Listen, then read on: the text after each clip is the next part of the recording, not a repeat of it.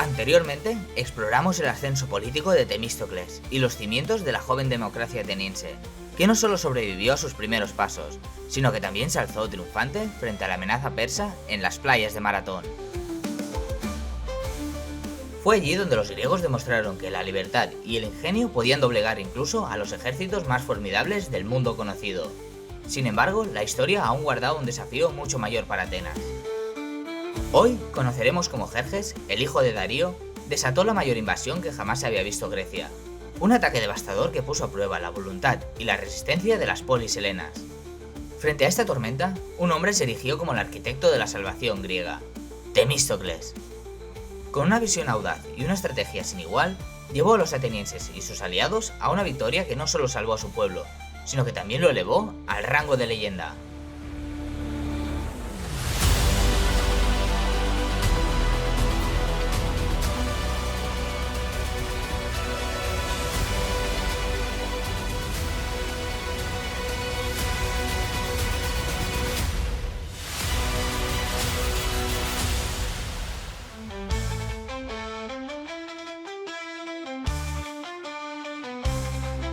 Desde la primera guerra médica hasta la segunda transcurrieron 10 años.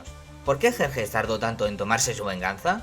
A pesar de que su padre había iniciado los preparativos para una nueva invasión, al morir se rebelaron Egipto y Babilonia, las dos satrapías más ricas del imperio. Así que tuvo que posponer el ataque sobre Grecia y hacer frente a los levantamientos. Pero una vez afianzada su autoridad, también quiso que no se volviese a producir los errores de anteriores campañas. Para evitar el desastre en alta mar de Mardonio, ordenó en el Helesponto, el estrecho de mar que separa Europa de Asia, construir un inmenso puente que uniese ambas orillas. Lo hizo usando más de 700 barcos atados, sobre los que colocaron pasarelas de madera y cubrieron con tierra. Sin embargo, el primer intento fracasó al ser destruido por una tormenta. Según Heródoto, Jerjes hizo ejecutar a los ingenieros jefes, y ordenó que azotaran al mar con 300 latigazos, y arrojaran al agua un par de grilletes como símbolo de que hasta las aguas se sometían al gran rey. Aunque como señala Javier Negrete, quizás confundió la megalomanía con un ritual persa. A lo largo del año 481, convocó todos los pueblos bajo su mando, siendo los más numerosos los persas y medos. De entre la multitud de etnias que formaban parte, los que más llamaron la atención de los griegos fueron los etíopes, con la mitad de su cuerpo pintado. Pero también había indios, escitas, tracios y griegos de Anatolia. En total debían sumar unos 120.000 combatientes y unas 700 naves. Una cifra que lógicamente hizo pensar a los helenos que no habría forma de vencer. Era una fuerza como jamás se había visto hasta entonces en Europa.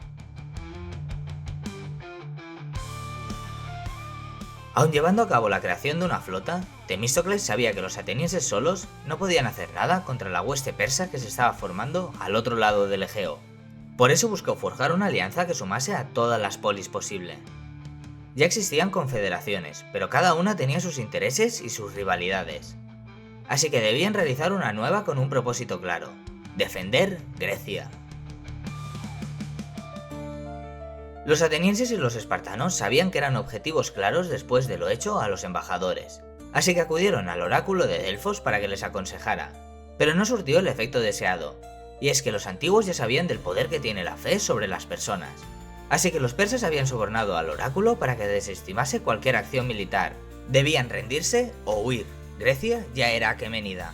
A los atenienses les dijo: Desdichados hombres de Atenas, ¿por qué permanecéis sentados? Huid hasta los confines de la tierra. Abandonad vuestros hogares y las cumbres de vuestra ciudad, porque ni la cabeza permanecerá erguida ni el cuerpo, ni los pies ni las manos, ni nada de lo que hay dentro, todo será destruido por el fuego violento. Avanza un día terrible y feroz que destruirá a muchos en medio de su poder. Los muros, no los detendrá, ni los altos tejados, ni el Olimpo, todo será arrasado. A vosotros os traerá desventura la sangre derramada. Mientras que a los espartanos les dijo: Habitantes de Esparta, o vuestra ciudad será destruida por los hijos de Persia, o lloraréis la muerte de un rey de la raza de Heracles. La fuerza de los toros o de los leones no podrá detenerlo, porque tiene la fuerza de Zeus. No se detendrá hasta que haya devorado a uno de los dos. Más de 30 polis se reunieron en el istmo de Corinto, en un santuario de Poseidón. La elección de este lugar nos hace ver que intuían que la batalla crucial iba a librarse en el mar, o que al menos esperaban que Poseidón obrase otro milagro y arrasase a la flota enemiga como hizo una década atrás.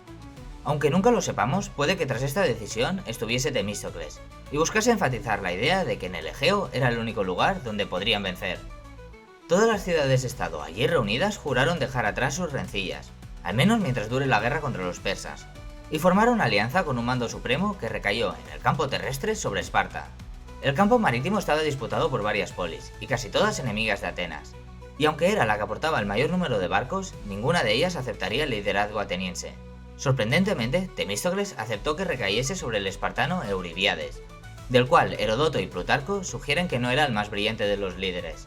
Puede que por eso Temístocles le fuese indiferente ostentar el título de comandante supremo. Lo importante era quién mandaba de facto sobre la flota, y eso lo haría él.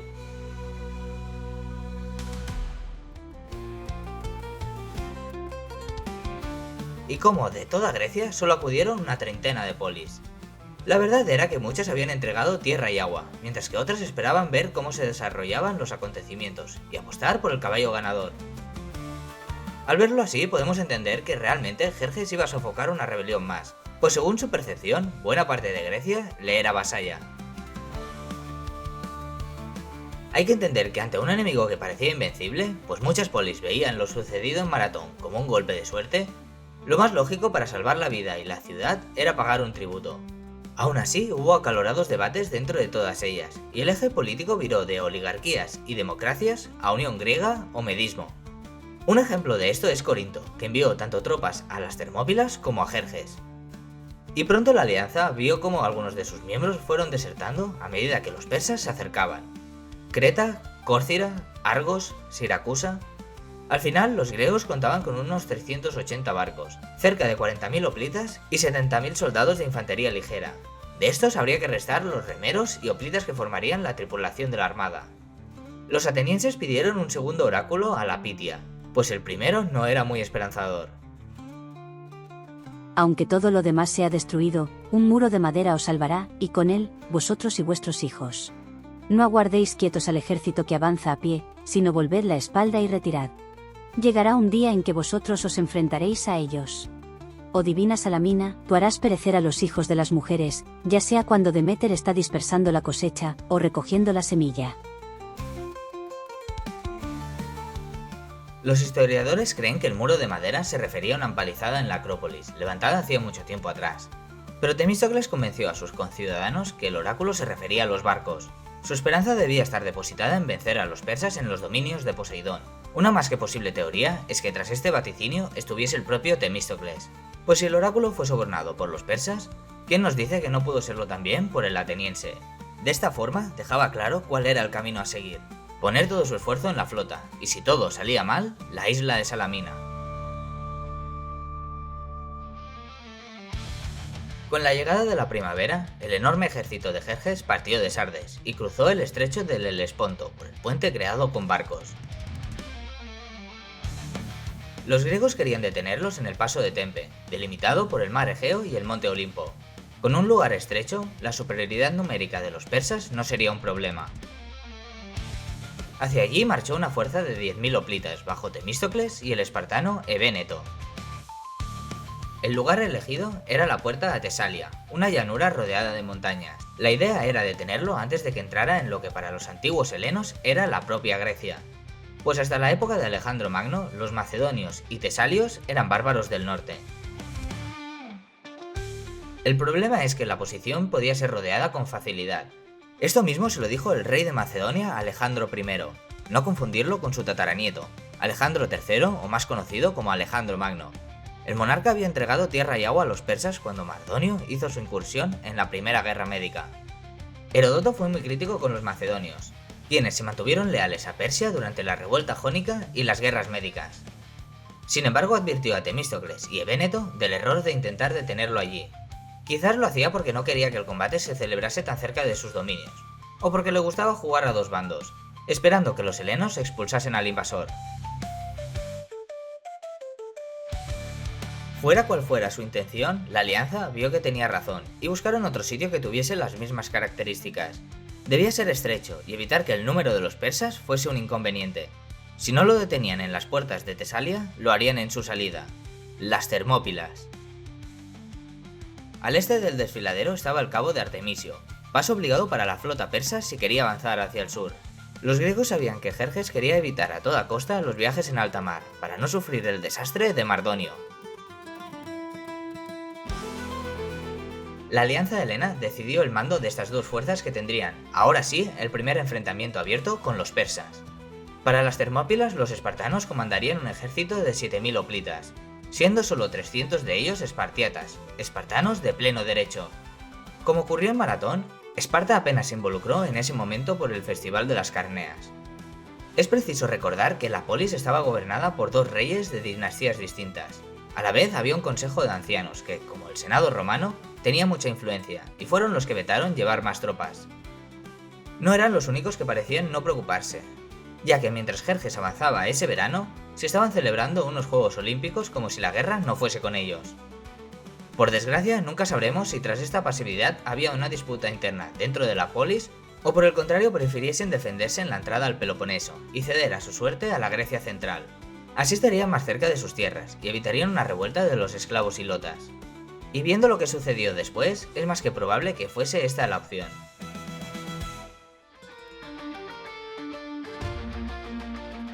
Solo el rey Leónidas vio realmente la amenaza persa, tan preocupante como para ceñirse el casco y empuñar la lanza, aunque fuese una última vez. Si Jerjes llegaba ante el istmo de Corinto, Esparta y las otras polis del Peloponeso estarían condenadas. Lo más sorprendente es que los espartanos se jubilaban de la vida militar a los 60 años, edad con la que contaba Leónidas en ese momento. Quizás recordando las palabras del oráculo de Delfos, asumió que él sería el rey sacrificado para salvar Grecia. O también está la opción de que lo dicho por la Pitia fuese escrito una vez los acontecimientos de la Segunda Guerra Médica hayan ocurrido. El paso de las Termópilas, de 5 kilómetros de ancho, tenía 3 estrechamientos llamados puertas. Leónidas posicionó a sus hombres en la segunda, reforzando un antiguo muro construido por los focidios. Sin embargo, el punto débil era la senda Anopea, un camino elevado que rodeaba las posiciones griegas. Leónidas envió a 1000 focidios a protegerla, mientras que 6000 soldados defendían el paso principal. Aquí es donde nosotros les contendremos. Aquí es donde nosotros lucharemos. Y aquí es donde ellos morirán. Hacia mediados de agosto, la vanguardia persa llegó al desfiladero, pero esperó 4 días antes de atacar, probablemente aguardando a Jerjes, quien debía liderar la ofensiva. El rey de reyes estaba aconsejado en esta campaña por Demarato, el rey espartano que había sido derrocado por su colega Cleómenes hacía una década. Demarato advirtió a Jerjes que lo que tenía enfrente iba a ser su combate más difícil. No había soldado como el espartano. ¡Espartanos! ¿Cuál es vuestro oficio? Y efectivamente no fue tan fácil como esperaban. ¡Espartanos! ¡Deponed vuestras armas! ¡Persas! ¡Venid a por ellas!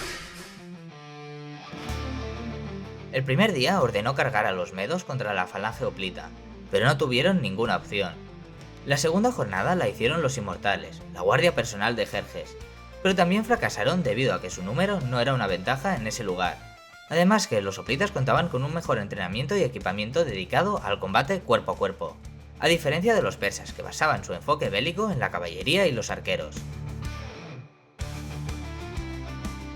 Tras 2 días de batalla sin avances significativos, un pastor de Tesalia llamado Efialtes reveló a los invasores la senda Anopea, que permitía rodear a los griegos. Como señala Javier Negrete, lo vemos como un traidor porque estamos vinculados con los helenos, pero nativos que han ayudado a ejércitos extranjeros los ha habido y los habrá siempre. Durante la noche, los persas avanzaron por el camino, y al amanecer llegaron al punto defendido por los focidios, a los que su sola presencia les hizo poner pies sobre polvorosa, y regresaron a su tierra. Por suerte, unos pocos antes advirtieron a Leónidas de lo ocurrido, y le instaron a abandonar la posición. La muerte era lo único que encontrarían si se quedaban, pero bien fuese por cumplir la profecía, o por el carácter espartano de no dar la espalda a sus oponentes, Leónidas ordenó la retirada de las tropas, y solo se quedaron junto a los espartanos los tespios y los tebanos. Esta forma de afrontar la guerra y la muerte queda muy bien reflejada por las palabras del rey espartano Agis II. Los lacedemonios no preguntan cuántos son los enemigos, sino dónde están. Preparad el desayuno y alimentaos bien, porque esta noche cenaremos en el infierno. El combate que sucedió fue tan encarnizado que Heródoto cuenta que las lanzas se rompieron y las espadas las sustituyeron, pues ya no se iban a limitar a defender la posición, ahora pasaron a la ofensiva.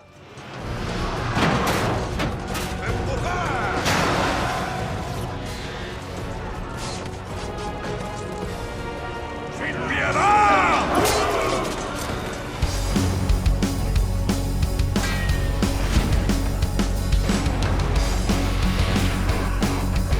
Por cada gota de la sangre derramada con pasión, será el tiempo quien juzgue mi valor. Porque es aquí donde mi nombre será leyenda. Como el combate se estaba dificultando tanto, Jerjes ordenó que entrasen en liza los arqueros, que, andanada tras andanada, mataron a todos.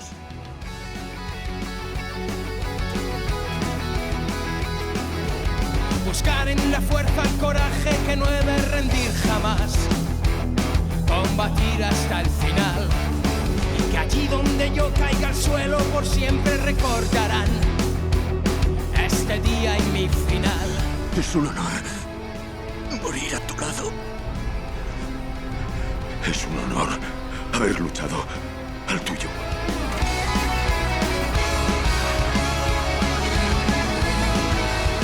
Porque es aquí donde mi nombre será leyenda.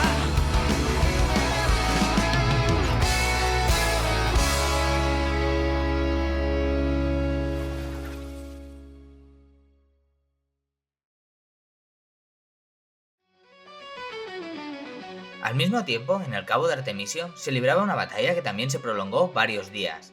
Por un bando estaban los griegos bajo Temístocles, el espartano Euribíades y el corintio Adimanto, que sumaban algo más de 300 naves, de las cuales 180 eran atenienses.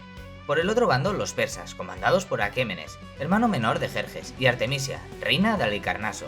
Contaban con cerca de 600, compuestas en su mayoría por fenicios y egipcios, expertos marineros, además de otras proporcionadas por las polis griegas de Anatolia.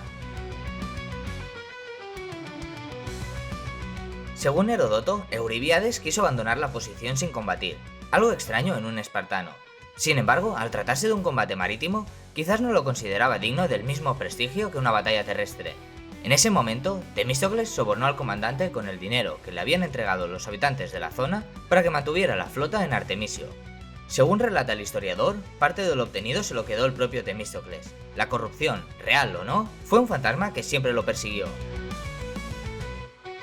En las dos primeras jornadas hubo una serie de escaramuzas que ganaron los helenos, posiblemente porque los aqueménidas aún estaban reuniendo la flota. Una vez reunida, el tercer día se entabló un combate que Heródoto lo tilda de victoria griega. Pero si fue así, debía ser tan pírrica que tuvieron que retirarse de la posición. Lo más seguro es que fuese una derrota en la que pudieron hundir muchos barcos enemigos, pero no tantos como para ser considerada un triunfo. Casi la mitad de su flota necesitó reparaciones, y esa misma noche les llegaron las noticias de que Leónidas y sus valientes hoplitas habían muerto, y los persas seguían su avance por Grecia. Volviendo a Heródoto, nos explica que Temístocles sembró otro de sus ardides durante la retirada. Dejó mensajes en cada puerto en que la flota aqueménida tenía posibilidad de detenerse para repostar. En él incitaba a los jonios a desertar, o al menos a tener una participación mediocre en las futuras batallas. Todo esto lo hizo recordándoles la ayuda ateniense durante su revuelta. Incluso si esto no funcionaba, Temístocles esperaba suscitar las sospechas de Jerjes sobre los jonios. Durante toda la invasión persa, en Atenas se habían celebrado varias asambleas en las que ya habían previsto que la derrota era factible. Por ahora acumulaban dos, aunque una pudiese contar como empate. Necesitaban a todos los hombres posibles, así que votaron a favor de indultar a todos los desterrados por el ostracismo.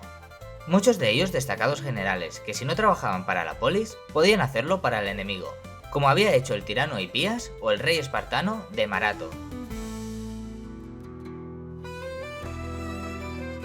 Mientras la enorme hueste persa avanzaba en varios frentes por toda Grecia central, los atenienses empezaron la evacuación de todo el Ática.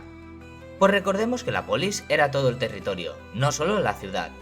Más de 150.000 personas abandonaron sus hogares, templos, las tumbas de sus antepasados, todo con la duda de si algún día podrían regresar. Asumían que los persas buscarían venganza por Sardes y sus embajadores. El Ática sería pasto de las llamas. Una sensación parecida podría ser la que tuvieron los rusos al abandonar Moscú ante el ejército de Napoleón. ¿Y a dónde huyeron? No muy lejos, a la cercana Salamina, conquistada en tiempos del tirano Pisístrato. Tal y como les había dicho el oráculo, esa sería su última esperanza. Al ser una isla, a los persas no les quedaría otra opción que atacarlos por mar, en un estrecho que en ciertos puntos no alcanzaba el kilómetro. Sin embargo, el tiempo no jugaba a su favor. La isla apenas podía mantener a tantas personas. Por suerte para ellos, al ser tan grande el ejército de Jerjes, también sufría de lo mismo. Así que a ambas partes les interesaba resolver el conflicto lo antes posible.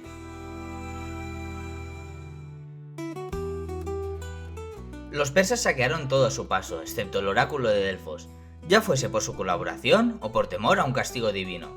Lo mismo habían hecho durante la Primera Guerra Médica, con el oráculo en la isla de Delos. Poco tiempo después entraron en el Ática. Su flota varó en la playa de Falero, el antiguo puerto ateniense. En la ciudad habían quedado algunos hombres para defenderla, pero tras un breve asedio en la Acrópolis, los persas finalmente tomaron Atenas, y desde Salamina, Temístocles y sus conciudadanos pudieron ver cómo era pasto de las llamas. Jerjes vengó así el saqueo e incendio de Sardes durante la revuelta jónica. Ahora les tocaba a sus habitantes sufrir su ira.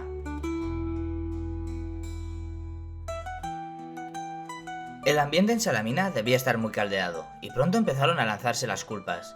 Eurybiades quería retirarse de la isla y unirse en el istmo de Corinto a Cleombroto, hermano del rey Leónidas. Pero Temístocles sabía que la batalla decisiva debía librarse en el mar, y Salamina era el lugar indicado. La superioridad numérica persa no jugaría en su contra. Adimanto de Corinto, el tercer almirante, menospreció su autoridad al no poseer una ciudad. Pero Temístocles, hábil en su discurso, le respondió señalando los barcos. Esa era su ciudad, los muros de madera que lo salvarían del invasor. Para dejar claro quién mandaba, Temístocles advirtió a los dos generales que si seguían queriendo abandonar la posición, los atenienses se marcharían a Sicilia y los abandonarían a su suerte, como estaban haciendo ellos ahora mismo con él y sus conciudadanos. Durante los siguientes días, los griegos presentaban batalla dentro del estrecho para atentar a los persas, pero estos no iban a entrar y hacían patrullas cerca de la isla. Ambos bandos esperaban luchar en un escenario favorable, pero también sabían que el tiempo iba en su contra. Cada día que pasaba, Temístocles tentaba a los aqueménidas y hacía frente a las disidencias de los suyos, así que, cansado, preparó uno de sus ardides, quizás el más importante de su vida. Con el abrigo de la noche, envió a su esclavo de confianza, llamado Sicino, a la corte de Jerjes para dar un mensaje de su parte.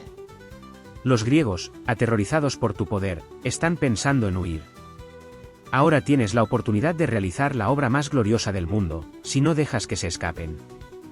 Están en desacuerdo entre sí y no planean resistirte. Atácalos de inmediato y verás cómo no se defienden, sino que huyen. No les resultó algo sospechoso, porque las deserciones eran algo habitual en cualquier guerra. Muchas polis ya le habían mostrado su misión. ¿Por qué no hacerlo tras verse acorralados y con su ciudad arrasada?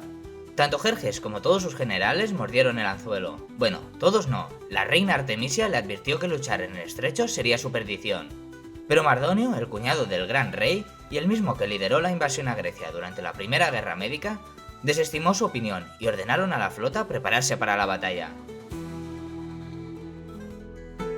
Puede que Heródoto, quien nos narra todo esto, lo haga de forma más poética, pues admiraba a Artemisia. Ambos eran de Halicarnaso, y es de suponer que la conoció personalmente. Para esas fechas se estaba acercando el otoño, y cabe la posibilidad de que los persas simplemente no querían alargar la campaña que tantos recursos estaba consumiendo, o temiesen que en las zonas orientales del imperio apareciesen conatos de rebelión.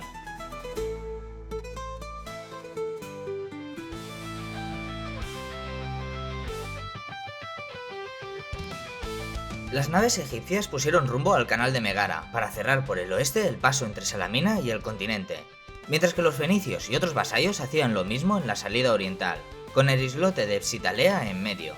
En este, los aqueménidas emboscaron a una guarnición para matar a los griegos que tras naufragar llegasen a él. Al mismo tiempo, tras sortear a la armada extranjera, un hombre regresó de Egina. Se trataba de Arístides el Justo, el eterno rival de Temístocles, convocado de su destierro al igual que todos los que habían sufrido el ostracismo. Lo primero que les dijo era lo que había visto de camino. Estaban rodeados, si querían sobrevivir solo les quedaba luchar, tal y como esperaba nuestro protagonista. Ya fuese por el mensaje recibido o por su impaciencia, Jerjes ordenó que la flota se adentrase en el estrecho. También cabe la posibilidad de que buscase sorprender a los helenos y tomar tierra antes de que toda su flota estuviese lista para combatir. Rápidamente, los griegos subieron a los trirremes y se lanzaron a la mar.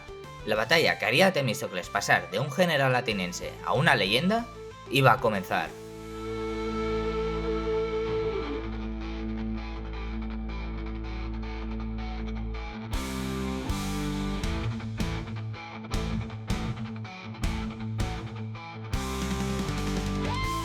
En el bando aliado contaban con algo más de 300 barcos. Por el otro lado, los persas sumaban unos 600, repartidos en dos frentes, siendo el más numeroso el de los fenicios y aliados, cerca del islote de Sitalea.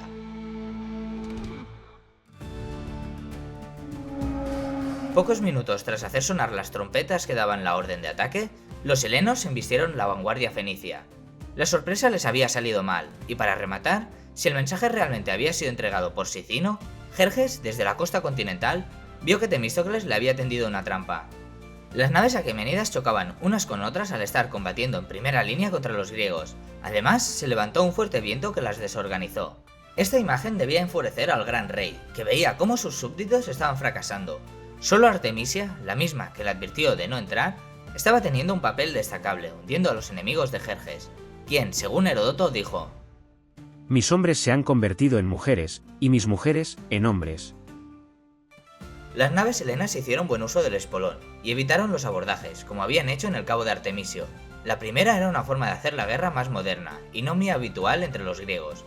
Desde esta batalla se convertiría en el estándar. Sorprendidos, zarandeados por el viento y con poco espacio para maniobrar, los aqueménidas cada vez perdían más barcos. Heródoto nos cuenta: cuando Artemisia vio que la persecución era inevitable, realizó un acto que benefició enormemente su escape, arremetió contra un barco aliado. Al verlo, los atenienses creyeron que su barco era griego, y al considerarla de los suyos, abandonaron la persecución.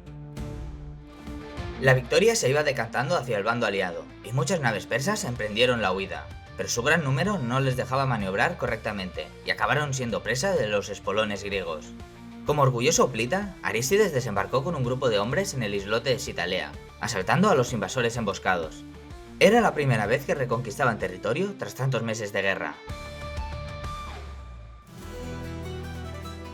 Al finalizar la jornada, ni los propios helenos comprendieron la gran magnitud de la victoria. Creían que al día siguiente los barcos enemigos regresarían para plantar batalla, pues todavía les quedaba un ejército de tierra completo y un gran número de naves, pero no fue así. Empezaron a oírse los primeros rumores de que Jerjes emprendía el camino de vuelta a Asia. Su retirada no significaba que desechase la conquista de Grecia. Posiblemente ganase o perdiese en Salamina no tardaría mucho en regresar al corazón de su imperio. Simplemente lo aceleró, y con un gusto bastante amargo. Ahora sería su cuñado Mardonio el encargado de someter los últimos focos de resistencia. Sin tomarse un momento de descanso, Temístocles ordenó a la flota emprender una campaña de represalia contra el archipiélago de las Cícladas, vasallas de los persas. Les obligaron a pagar un gran tributo con el que esperaban financiar la guerra, aunque los historiadores antiguos también señalan que nuestro protagonista se quedó buena parte para él mismo. Después de que Mardonio había llevado al ejército de más de 50.000 hombres a Tesalia, los atenienses regresaron a la polis para empezar la reconstrucción. Por esas fechas hablamos del invierno, época del año en el que se evita hacer la guerra y se da pie a la diplomacia. Los aliados se reunieron en Corinto para celebrar la victoria sobre los persas y repartirse las condecoraciones. Irónicamente, la polis galardonada por su implicación fue Egina, enemiga acérrima de Atenas. Esto nos demuestra que no era muy querida por sus vecinos, e incluso cuando se había involucrado tanto en la guerra, las disidencias entre las ciudades-estado seguían vigentes. Cuando tocó destacar a un general, todos votaron por Temístocles, en segunda posición. De primera se eligieron a ellos mismos, por lo que ninguno fue premiado. Para complacer al héroe de Salamina, Temístocles fue invitado a Esparta para otorgarle grandes honores, reconociendo reconociéndoles su sabiduría e inteligencia. Según Plutarco, a su regreso a su ciudad, fue escoltado hasta la frontera por 300 jóvenes, como si de un monarca se tratase, un honor que pocos extranjeros tuvieron. A Atenas también llegó una embajada, se trataba del rey macedonio Alejandro, que hablaba en nombre de Mardonio. Si aceptaban el gobierno de Jerjes, el propio imperio les pagaría la reconstrucción del Ática, les permitiría mantener el tipo de gobierno donde prevalecía la isonomía, la igualdad ante la ley, como ya ocurría en las polis jonias de Anatolia. Si lo querían, les entregarían los territorios e islas que quisieran, pero se negaron rotundamente a someterse al rey de reyes. Los atenienses enviaron una embajada a Esparta para pedir que abandonasen su posición en el istmo de Corinto y evitar que Atenas vuelva a ser destruida. Ante su negativa les advirtieron de la oferta que habían recibido y que estaban dudando de si aceptarla, pues veían que Esparta y sus aliados no se involucraban en la guerra para expulsar a los invasores. Aun con esta amenaza no dieron su brazo a torcer. Con la primavera, Mardonio regresó a Atenas y la volvió a incendiar. Sus habitantes, al ver que se acercaba, huyeron de nuevo a Salamina.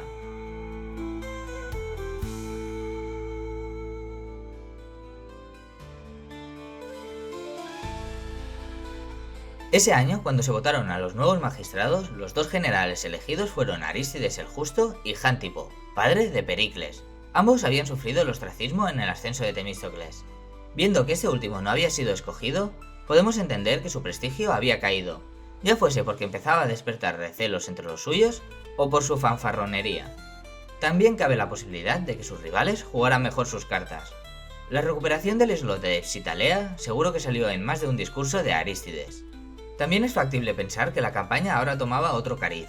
La gran amenaza no estaba en el mar, sino en tierra, y qué mejor para liderarlos ahora que los hombres con más experiencia como Plitas.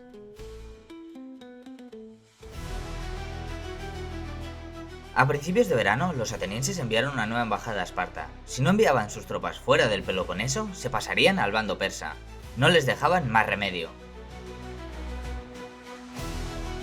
Finalmente, esta amenaza les hizo movilizarse, y por primera y última vez, más de 30.000 lacedemonios, de los cuales 5.000 eran espartietas, salieron más allá del istmo de Corinto.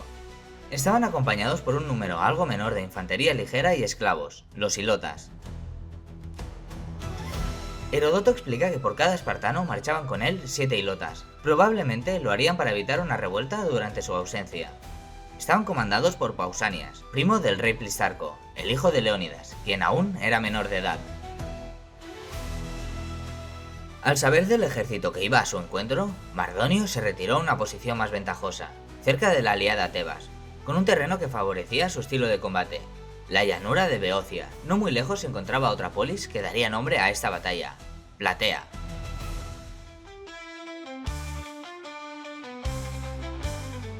En agosto de 479, los griegos avanzaron hacia el río Asopo, donde el ejército de Mardonio estaba acampado. Para evitar los ataques de la caballería persa, Pausanias desplegó a sus fuerzas al pie del monte Citerón. Al igual que ocurrió en Maratón, ninguno de los dos quería dejar su posición. Gracias a la ventaja que les daban los caballos y los arcos, Mardonio ordenó al comandante Masistio que los acosara, pero en una de sus cargas y retiradas se acercó demasiado y fue abatido. La moral de los helenos aumentó tras sufrir ante el calor y las flechas, e hicieron de su cuerpo un trofeo. Viendo que el enfrentamiento se prolongaba, Pausanias desplazó a los hoplitas hacia Platea, donde contaba con mejor suministro de agua y un terreno más apropiado para su estilo de combate. En la noche del octavo día, Mardonio envió un destacamento que interceptó la ruta de suministros griegos, lo que debilitó su moral. A esto se le suma que en los días siguientes, los persas continuaron hostigándolos con su caballería.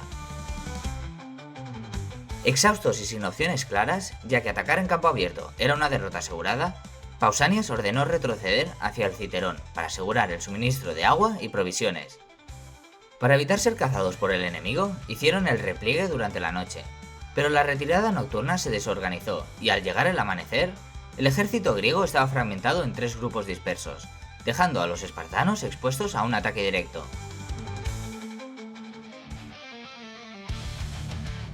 La batalla se desarrolló en 3 frentes. En el ala izquierda, los atenienses lucharon contra los tebanos.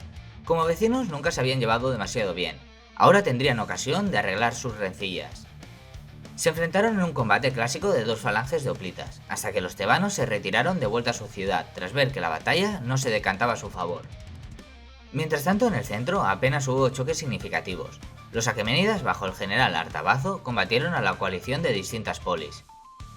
El choque importante estaba llevándose a cabo en el ala derecha, donde los espartanos y tegeatas hicieron frente al grueso del ejército persa. Inicialmente, los asiáticos hostigaron con flechas desde detrás de sus escudos, pero tras un retraso estratégico de Pausanias, los tegeatas cargaron primero, y los espartanos lo siguieron con una fuerza devastadora. La disciplina y habilidad espartana rompieron las líneas enemigas, demostrando, como en las Termópilas, quién dominaba el campo de la lucha cuerpo a cuerpo. La batalla se inclinó decisivamente cuando Mardonio fue abatido con una piedra por el espartano Arimnesto, lo que desmoralizó a los persas y provocó su huida. Los lacedemonios los persiguieron hasta su campamento, donde, junto con atenienses y tegeatas, rompieron las defensas y masacraron a miles de enemigos. Algunos lograron escapar hacia el norte, bajo el mando de Artabazo, quien lideró a los supervivientes hasta Bizancio, y desde allí a Asia. Al mismo tiempo, una flota aliada helena navegó hasta la isla de Samos, donde fondeaba lo que quedaba de la desmoralizada flota persa. Los asiáticos trataron de evitar la confrontación y vararon sus barcos en las faldas del monte Mikala, tras lo que se reunieron con un grupo del ejército persa y construyeron un campamento rodeado por una empalizada. El comandante de los griegos, el rey espartano Leotíquidas II, decidió atacar de todos modos con la totalidad de sus hombres, marinos incluidos.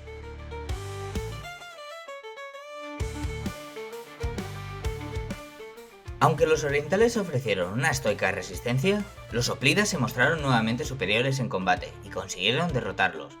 Los asiáticos huyeron a su campamento, pero allí desertó el contingente de griegos jónicos, lo que facilitó el asalto y la toma de la empalizada por parte de los helenos, que masacraron en su interior a muchos persas. Los barcos aquemenidas fueron capturados y quemados, lo que, sumado a la derrota de Mardonio en Platea, puso fin definitivo a la invasión persa de Grecia.